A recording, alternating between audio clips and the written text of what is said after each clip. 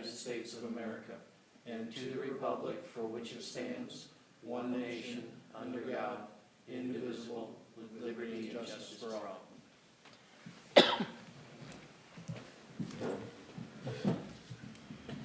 Katie, will you hit us with the roll call, please? Yes. Commissioner Blakely. Here. Chairman Bradley. Present. Commissioner Howley let us know that she will not be in attendance. Commissioner Hine. Here. Commissioner Mobley. Here. Vice Chair Seitz. Here. And Commissioner Wells also will not be in attendance tonight. Okay. Next thing on our agenda is the approval of the minutes. Is there any discussion or questions? If not, then I'm willing to hear any kind of motion for approval. I make the motion, Mr. Chair, that we approve the minutes of our meeting from March 22nd as prepared. Second. Do we need a voice vote or roll We call? can do a voice vote, so all in favor? Aye. Aye. At this time, we're going to open up the floor for oral comments from the public. Members of the public may be heard on any item of interest that are not on the agenda. Speakers addressing the commission only be limited to 3 minutes per speaker, and be advised that by law, the commission is not able to deliberate or take action on issues presented during the oral comments. And we have one person in the audience, so.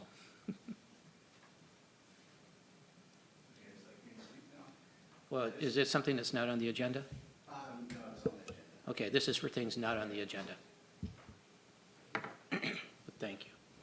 I have a question about our public input. Are we still looking with the city to have some sort of virtual portion to this also, or virtual? Yes. But it's not up and running yet, right? It is not up and running And yet. that would be for the city council as well, that, I mean, Yes. they haven't been able to do it either. We don't have the hardware. Yeah, so the city clerk is working on getting the hardware and infrastructure in place. So that's definitely, in active development. And yeah, it's, when the council is able to go on, use that, that method, then we will as well. Thanks. I'm only curious because you guys had talked about it before, so thanks. Yeah, no, we're looking forward to it.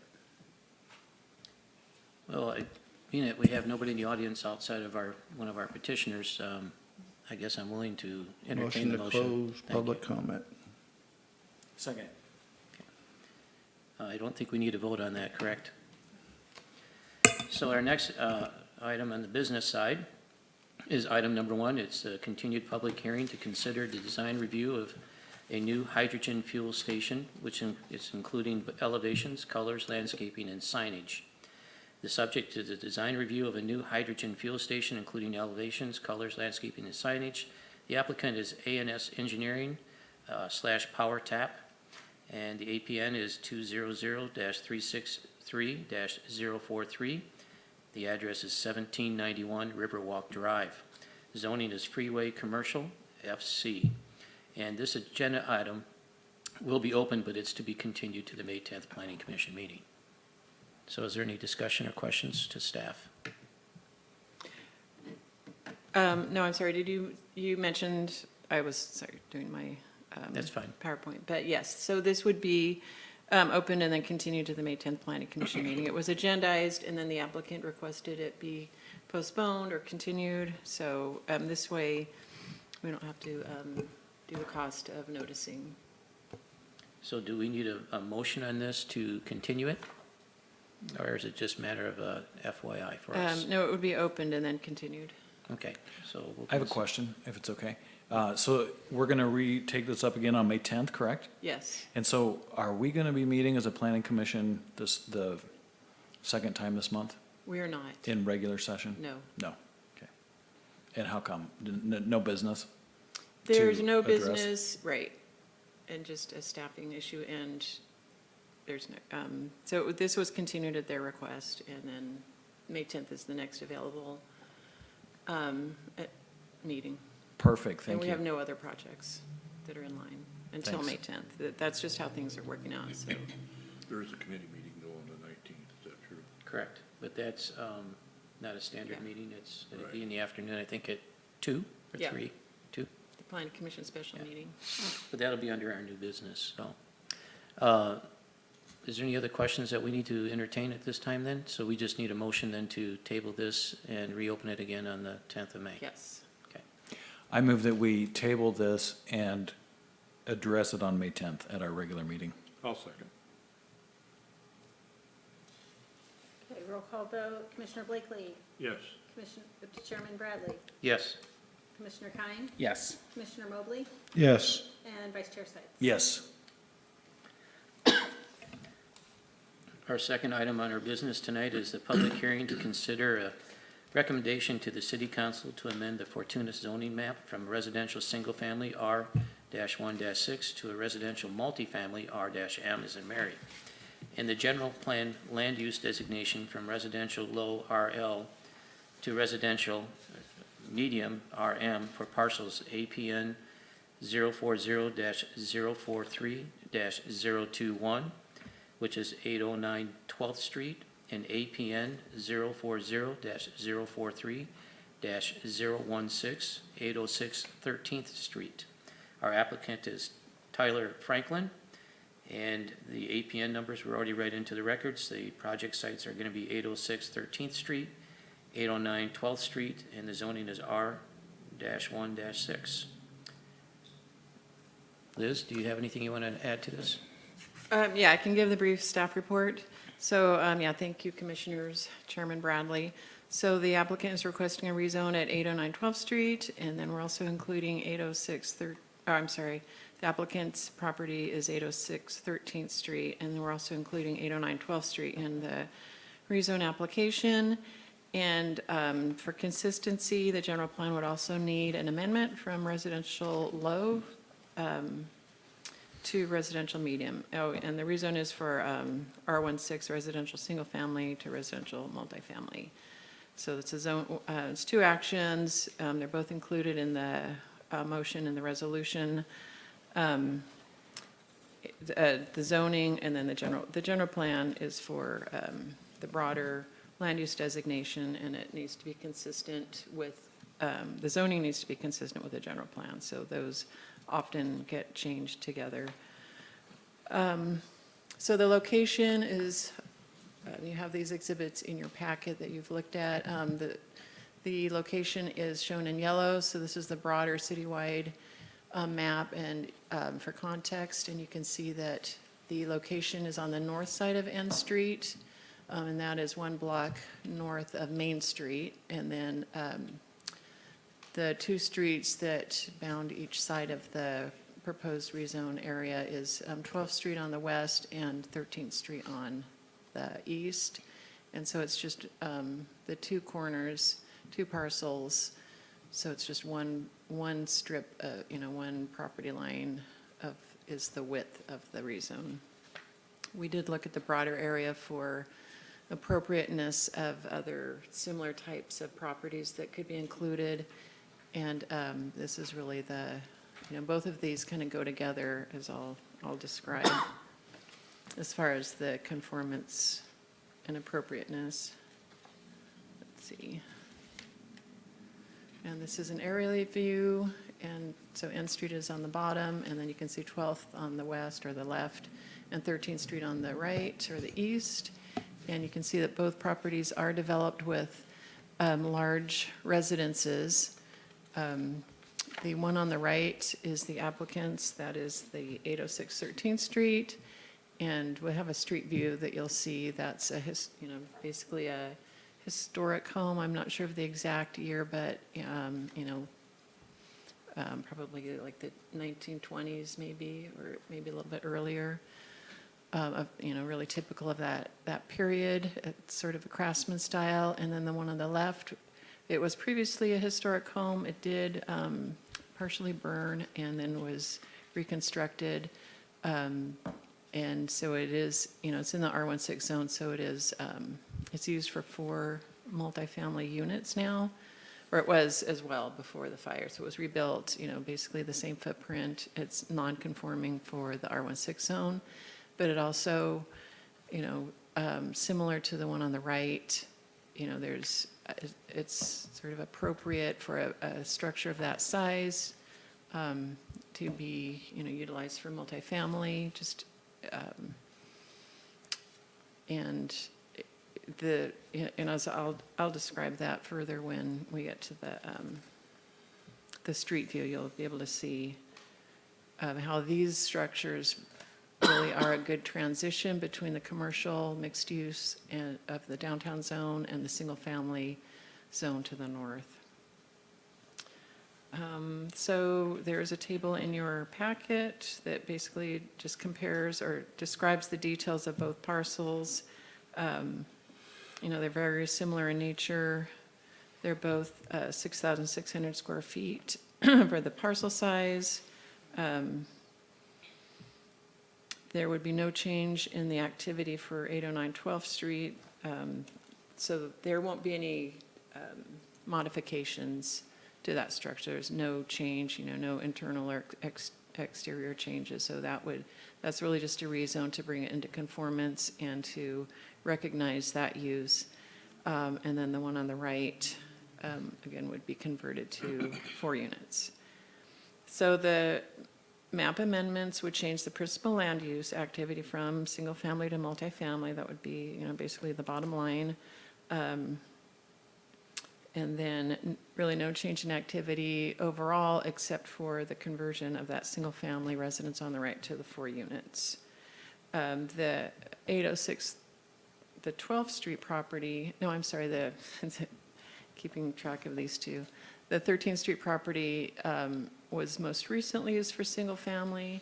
Prior to that, for a few decades, it was used as a care home. So, that's basically a multifamily type of use, a little bit different, but it has had different activities, over the decades. Let's see. So this is the zoning map, and this gives you the context. It shows you that the downtown retail commercial zoning district is to the south. That's the RC, and then just basically a straight line above that, R16. There is N Street, so it's located on N Street, and there is that's really like a transition street, and there are quite a few different types of activities on N Street, including there's some other multifamily that's really similar to this one. Directly across the street, there's a church on the lower right, and then on the lower left, there's a insurance office. That building does actually have a residence in the back of the building. So when that was remodeled by Don Brown about 15 years ago, I'm not sure if it was there before, but he did, I think he got a use permit to also convert part of that to a single family. So there's mixed use, directly across the street.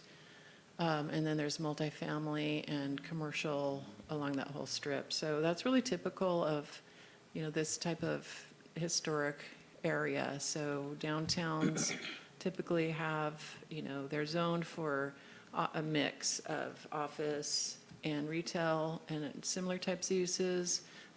Usually on the bottom floor, and then typically there will be apartments and residential on the upper floors.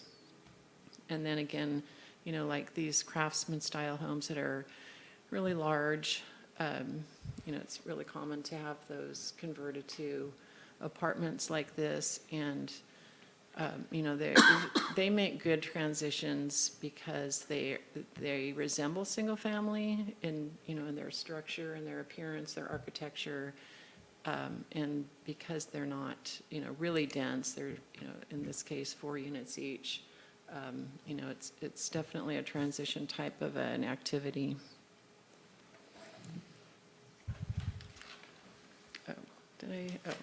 Okay. This is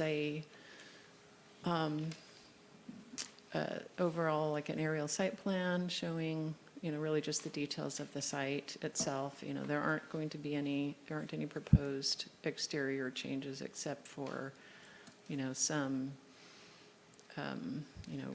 probably painting, and the applicant can describe what his intentions are specifically. And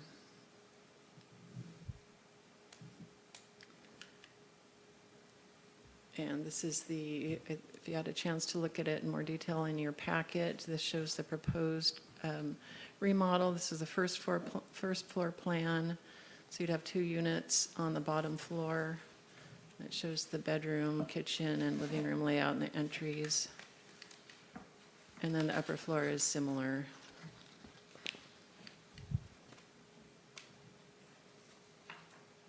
And then this shows the street view. The top view, 809 12th Street, basically craftsman style. You see a lot of similar features with the 806 13th Street on the bottom, and you can see that they're quite large. They, fill up the properties pretty well, and again, they're craftsman style that, kind of enhances, it matches and enhances the, it sticks with the historic nature of the downtown area.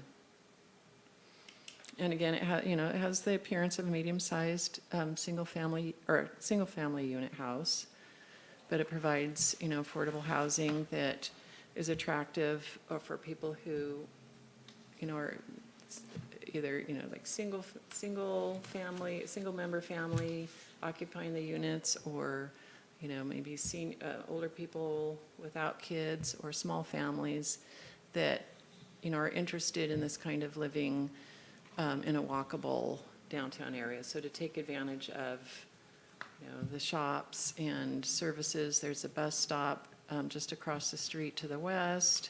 There's a park 3 blocks away, the library, restaurants, a market, really just a lot of amenities and a lot of, attractive activities for people who are interested in a walkable community, a vibrant walkable community. So, there's definitely a group, or, there's an interest in this kind of alternative,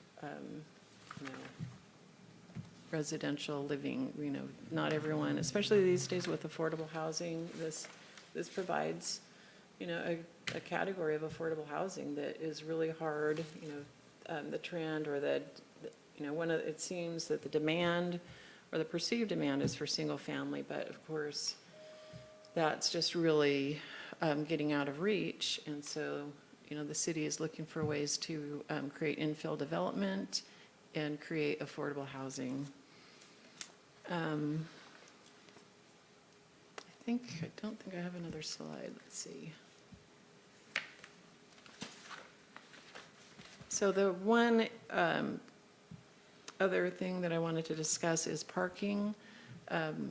So there is some parking on site. There's a garage, and there are at least 2 parking spaces that would be constructed adjacent to that, and that kind of matches the carports on the other side. So those they would be accessed by the alley. So in between the 2 buildings, there's an alley, and there would be on-site parking.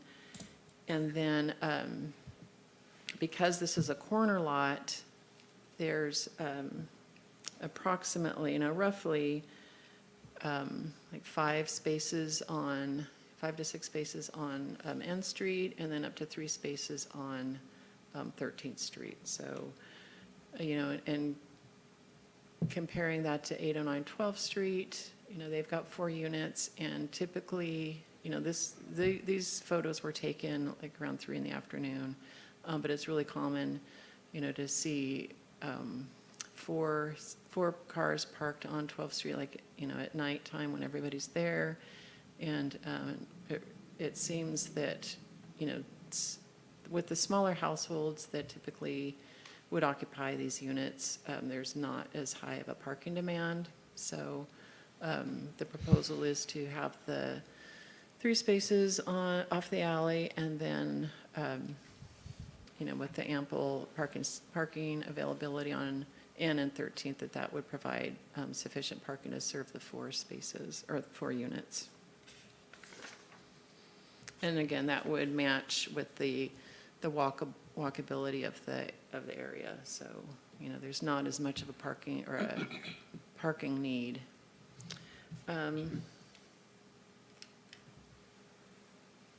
So that is all I have for now, and I can turn that back to you and answer any questions. And again, the applicant is here, so he can answer questions as well. Anybody have any questions or comments for Liz? I have a question. On the 12th Street property with the carport on the alley, I go by there quite often, and I can't say today, but in the past, that carport's been full of stuff. Yeah, it seems like it's more storage than parking. If you get it, Yeah. you gotta come up to the, Yeah. And if you come up to the mic, please introduce yourself with your full name. My name's Tyler Franklin, and I would I be don't think the mic is on. Are we on camera? Check. There you go. My name's Tyler Franklin, and I would be the 806 13th Street property. But yeah, like you said, the neighboring property seems like the parking is more just storage, and that's not what I would intend to do with my place. But Liz did a really good job of summing everything up. So you don't own the 12th Street property? No, I own the 13th Street property. All right, well, thank you, then. Yeah. That's really not neat. Well, yeah, I just wanted to come here and show my face and put a face to my name, but Liz did a really good job of explaining everything that I was going to say. But yeah, to me, it just makes total sense to have a fourplex there. There's one right next door, and it's right downtown, and to me, there's plenty of room for parking, and yeah, I just wanted to come introduce myself. Thank you. Thanks. Liz, so we're really only approving the change of the rating for the residential rating. We're not really approving the floor plan or anything tonight, correct? Right. Yeah, so for the residential multifamily rezone, if that's rezoned, multifamily up to 5 units becomes principally permitted. So, we wanted to, disclose the intention, and then Tyler is the applicant for the rezone. The city brought in the 12th Street property because it just made sense. So we're taking the opportunity to kind of look at the slightly bigger area. So this is why you brought all that to us before? No, it was just a timely thing, but yeah. It's just a timely thing? No, I think it helped. I mean, it's information that's pertinent to things that you guys, Okay, so I got a question, and nothing against you. Is if they were to tear these buildings down and put up apartments, would we be asking them to put in real parking, not on the street? Like we've done everybody else? I mean, it depends.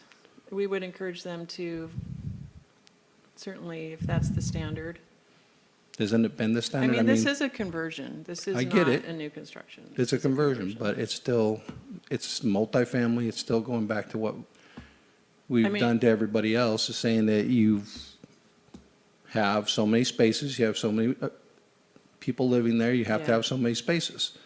Is that, Well, your point is taken that the zoning standard has a certain number of on-site parking requirements. There's some exceptions that,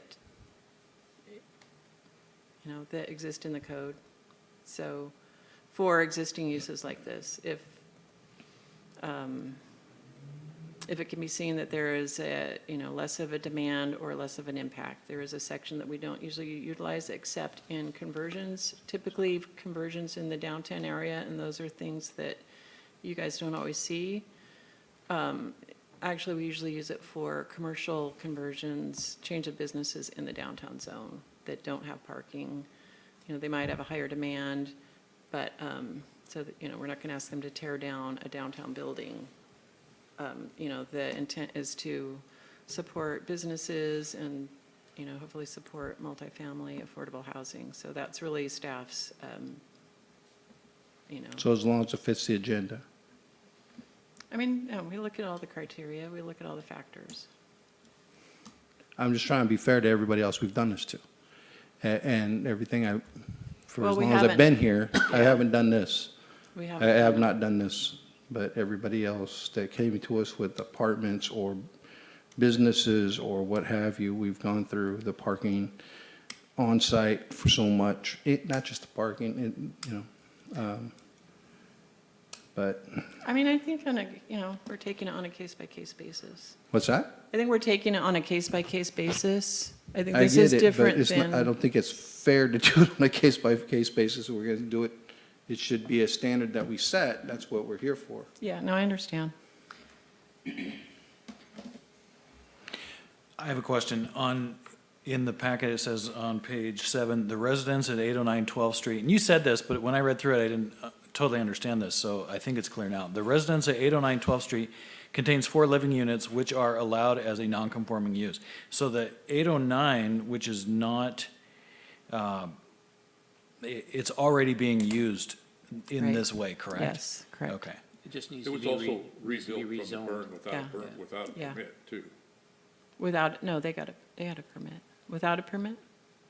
Am I right? Oh, no, they had a remodel permit. It never came before the commission. Because it's in the R16 zone. So it doesn't, But that would change once we change the Yeah. zone. So if that happened again, it would Yes. come before us. yes, absolutely. Okay. Well, it's forward under, so it wouldn't need a use permit. Design review. Right, that would have been just for design review, not for the use. Is there any other questions for Liz and staff or for Mr. Franklin while he's here? I guess I need to open up for comments from the public at this time. So, Mr. Franklin, if you have anything else you would like to add, this would be the time to do it. Not too much, but I think there are like more options. I don't know how many off-street parking spots you guys would demand for a fourplex, but if I took down the garage or like that whole patio, I feel like I can convert at least 4 off-street parking spots there. And then there's 105 feet down the front of it and like 60 feet down the side of parking. So I think you could park at least 8 cars on the street. Yeah, it's not, that's the whole question about being on the street. Yeah. Yeah. But I think I could comfortably get 4 cars of off-street parking. Well, right now, that's not the issue for it to be approved, but as a businessman, I would recommend you do that because it's nice to have your car parked off-street just because of vandalism issues that happen throughout the community. Something for you to think about down the road. And that would then come before us as well, I believe is right for design review. Yes. So you'd be coming back before us if you decide to do that again at a later date or whatever. Okay? Okay, thank you. Any other questions or comments from the public? If not, I will entertain a motion to close the public comments. I'll make a motion to close public comment. Second. I don't think we need a vote on that, do we? We can just move forward. Thank you, everyone. Thank you, Liz. It was a great report. Our second item on the agenda is, actually, our next item on the agenda is the review of the 2021 Annual Housing Progress Report, correct? Don't we need to make? Do we need to take Oh, action no, on we need to that make the item, motion though? for the approval. You're to right, my adopt bad. the resolution? So I'll entertain a motion for that. Thank you, everyone, for keeping me on task. It's okay. You're doing great. Yep, I entertain a motion then. Well, I'll make a motion to adopt resolution 2022-3084. Do I need to read the whole thing? Resolution P-2022-3084, a recommendation to the City Council to amend the Fortuna zoning map residential single-family R16 to residential multifamily RM, and the general plan land use designation from residential low to residential medium for parcels AP 040-043-021, 809 12th Street, and APN 4000043-016,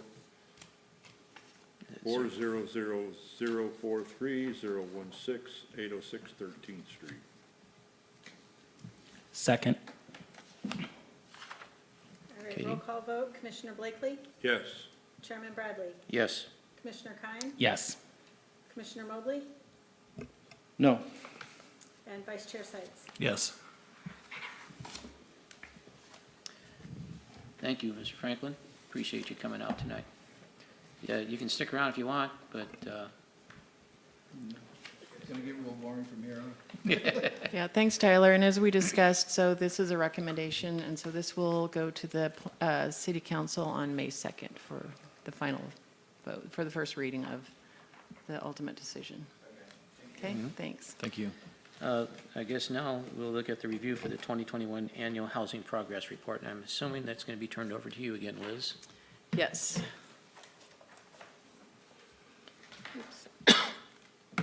Yeah, so the city participates in California Government Code section that requires that every city and county have a housing element, and the city does have an adopted housing element. And those are administered by the California Department of Housing and Community Development, or HCD. And another sort of parallel requirement is that the city submit a annual progress report on housing production. So this kind of ties into, you know, HCD's overall interest in improving housing affordability and housing availability, and then they use the progress report to, you know, kind of track, and, you know, it's what enables them to,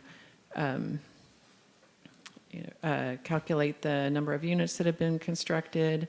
And it also provides them with information on what's called the Regional Housing Needs Allocation, and that is the number that is allocated to a housing unit number to all the counties in the state, and then those get or sub-allocated to the local jurisdictions.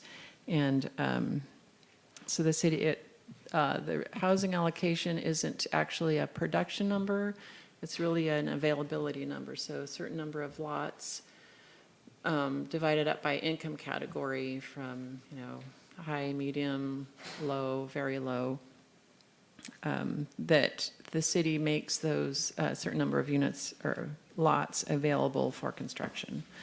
So all that information is in this progress report. The report shows the number and type of building permits that are issued, and also the status of the housing element policies and programs that are in our housing element. So if you've had a chance to look at it, it's broken, you know, your staff report kind of summarizes the tables. It's kind of a unwieldy, you know, long, multiple Excel spreadsheets. You know, it's kind of small numbers, kind of hard to read, but I did pull out the information, the basic information. Tables A and A2 list the development applications that have been submitted and deemed complete, which may or may not be approved. So it breaks them down by either, you know, units that have not had building permits submitted, but the entitlement, say through a subdivision or other type of approval by the planning commission. So subdivision, you know, say with 20 lots, it's been approved. So those units, the units count in this report, but the building permits haven't been submitted or approved yet. So it kind of breaks it up into those two categories. So a total of 62 residential applications were submitted, and that includes both the entitlements and the building permits. So last year, 62, you know, basically opportunities for construction were approved through either subdivisions or building permits. Building permits were issued for a total of 43 units, and breaking those down, 35 of those were single family and 8 were multifamily. Of those, 15 were above moderate income units, 20 were moderate, and 8 were low income units.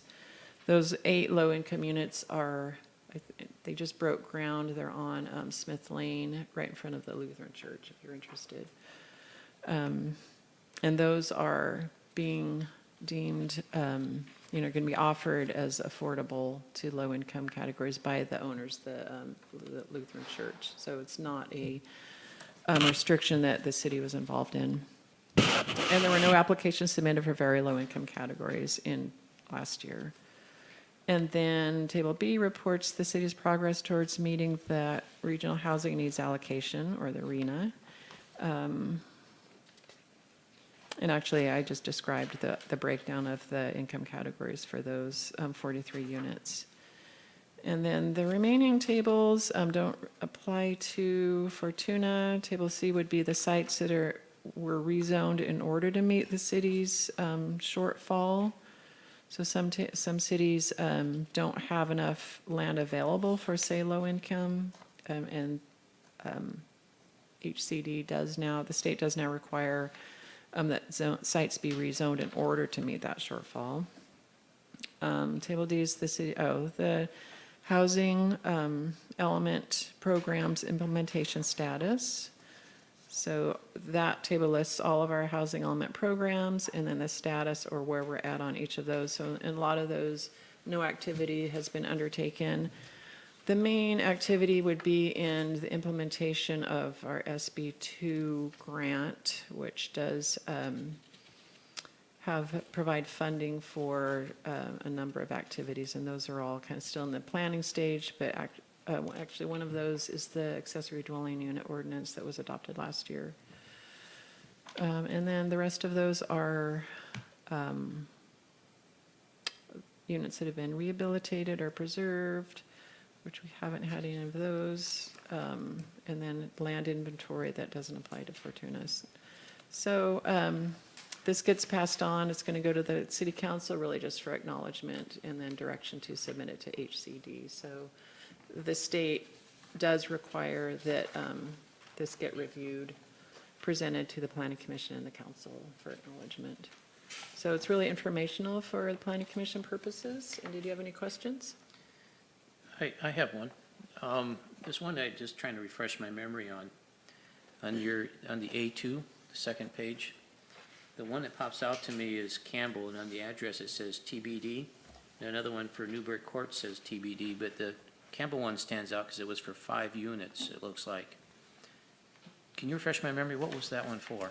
That is a subdivision that was approved Well, okay. early last, so it would have been Yeah, it early was last last year. I'm just year. trying to remember what, it was a subdivision, but I didn't Yeah. remember it was under Campbell. I thought It's it was in under. the, yeah, it's in the Lawndale area. It's in that big field that you can see to the north. Yeah, didn't we approve one house though Yeah. with the 5 units, right?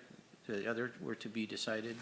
That one house is on a separate parcel, not part of the Campbell Right. subdivision. Unless But there was something about the water quality thing that, Or the retention of water or something? There's wetlands in that area. Yeah. They had to do a wetland study and design their subdivision around that wetland. Okay, Yeah. that's what I thought, but I just could not remember, Yep. so. And then the other question I had was on the, it's just more of a curiosity thing for me. Under the housing progress report where everything's mapped out here, Uh-huh. the second item talks about the city has not yet developed a first-time homebuyer program, but is in discussions with outside agency to determine the feasibility. Is there, in that feasibility study, is there gonna be an outline as to what is considered or deemed to be a first-time homebuyer? Because in some locations, a first-time homebuyer is somebody that may have owned a home and then like after 5 years didn't own a home, and so there's like starting afresh. Is that gonna be spelled out in that program as well? It would be. So, we haven't gotten to that point, but really, affordability and, yeah, it would be, a time period where, there hasn't been home ownership. Typically it would be not having owned a home. And then, there's requirements for percentage of their income going towards, that's the difficult part is. Right, that's why I was going Being with that able, question. especially with the increase in the home prices, so. Yeah, because with the allocation, like we're talking about low and so forth and moderate, I didn't know where that feasibility study comes in based on those different levels. In general, with the first-time homebuyers programs, the jurisdiction will partner with a lender, and the lender will have their own criteria, and they kind of mesh together. The jurisdiction provides the funding, and then the lender will service the loan with the Right, grant funds. We've had an issue in Humboldt County with folks that can qualify for the program because they do still need to have substantial credit right. and, a decent income, getting folks to qualify that may qualify in one way, but then they don't qualify in another. So I know that Humboldt County of Humboldt and the city of Eureka both have programs, and they're not always able to administer the funds. So that's another Yeah. issue. Because I know that can sometimes tie in with state and federal grants that are also available for those first-time home buyers that tie in with that as well. And that's why I was asking, the whole word feasibility is so broad and vague at the same time. And I know we're talking about trying to bring in more housing and affordability and everything, and to me, that's one I think would be a substantial boost for us in our economy here as well. Yeah, especially to support homeownership, the Exactly. lower income. Yeah, which is what we're trying to encourage, right? So where are we at with that overall right now? Is it just something that we're working and planning toward? And which staff people are working on that, the first-time home buyers I mean, thing? really, we've made contact with partners, but it's hard to keep something like that moving with other things that, we're administering the SB2 grant, something might stall it out, and then we might get approached again, and, it's finding, available land. Is it going to be working with, an outside developer who has, available land that they want to develop? The city does own a couple of single-family parcels in Campton Heights that would be suitable. And then, again, finding the lender or the partner who's able to, help us with the standards, with the criteria, and provide the appropriate level. So it's one of those that are, we've worked on it. It's on our wish list to finish it.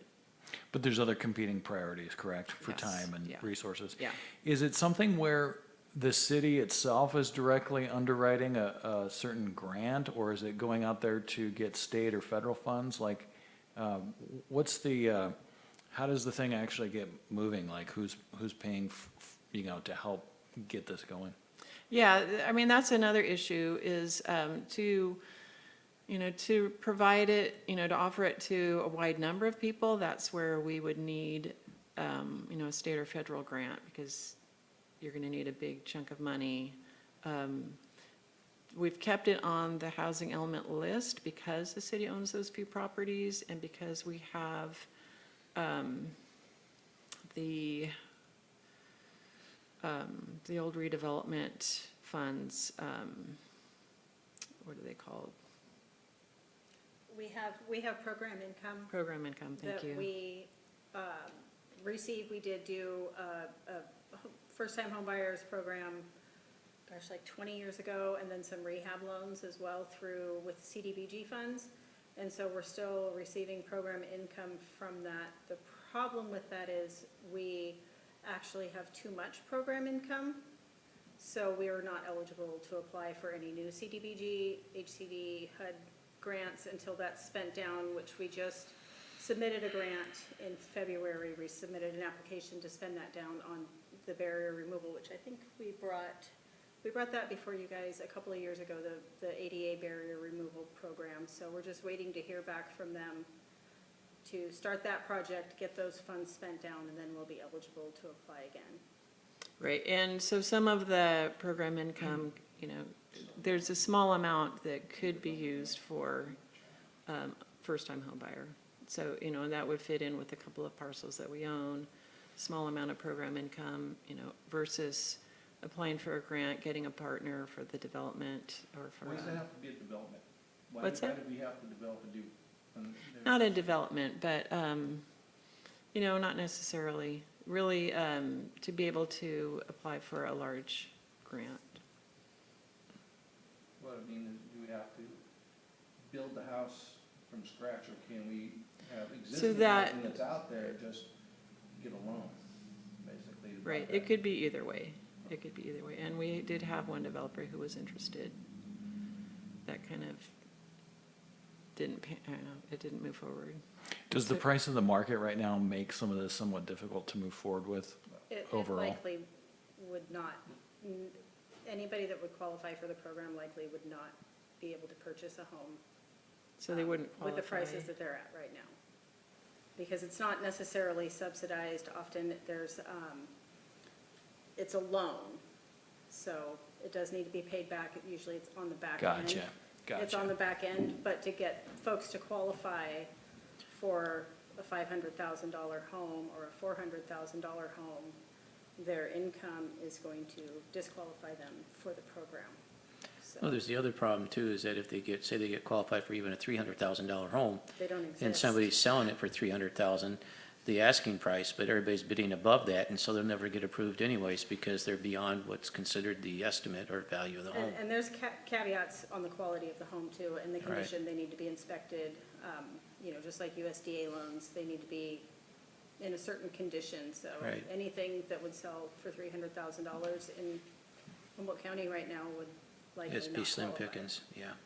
And they'd have to be upgrades and all that stuff based on the age of the home, et cetera, et cetera. Yeah, it's a big Pandora's box, I get that. But I was just curious to see, because I know we have, like you said, we're moving a lot of things around here with the priorities, and I was just wondering where that one was at in the shuffle. Yeah, So, thank you. yeah, thank you. Any other questions for Liz, or?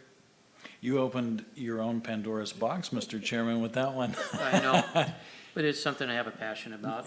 Terrific, For our yeah. community, and I just like to Yep. see our community continue to grow and thrive, and getting people here to do that and desire to do that is the key.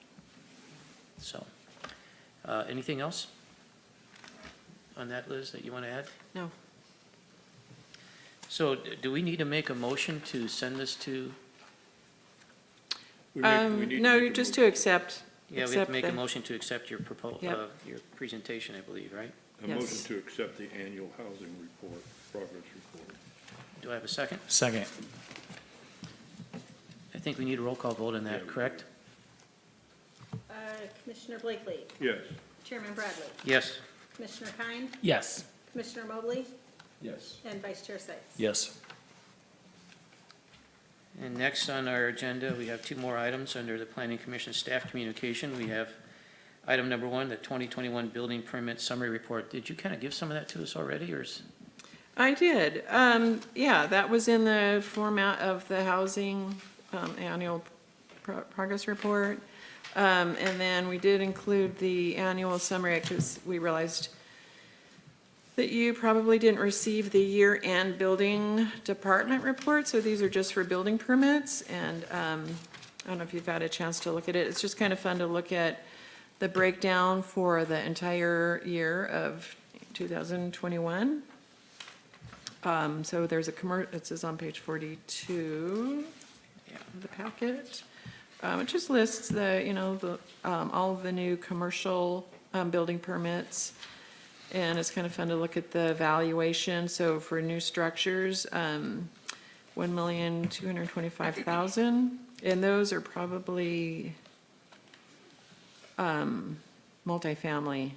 Those go under, I know that no, they don't. They've got a category.